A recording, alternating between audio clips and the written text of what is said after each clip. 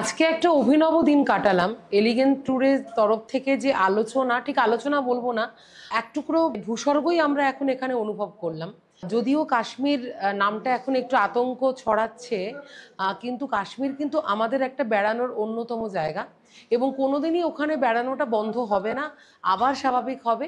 এবং আজকে এখানে এসে অনেক সুন্দর করে জানতে পারলাম যে কিছু জায়গা আছে যেগুলোতে কিন্তু আমরা সচরাচর যাই না বেড়াতে, কিন্তু সেটা আমাদের যাওয়া উচিত, এবং সেটা খুব থ্রিলিং সুন্দর নৈসর্গিক জায়গা। তো সেটা জানলাম, সেটা খুব ভালো লাগলো।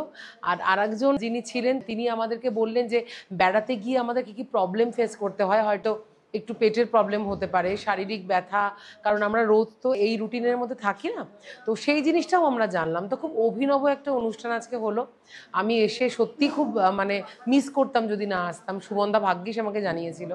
আর শুভাশিসদা এবং সকলকে অনেক ধন্যবাদ যারা এটা অ্যারেঞ্জ করেছেন।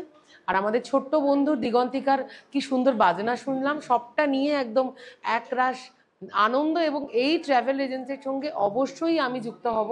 আমি অনেক জায়গায় ঘুরতে যাব, এটা একদম ঠিক করে নিয়েছি এখন। Thank you.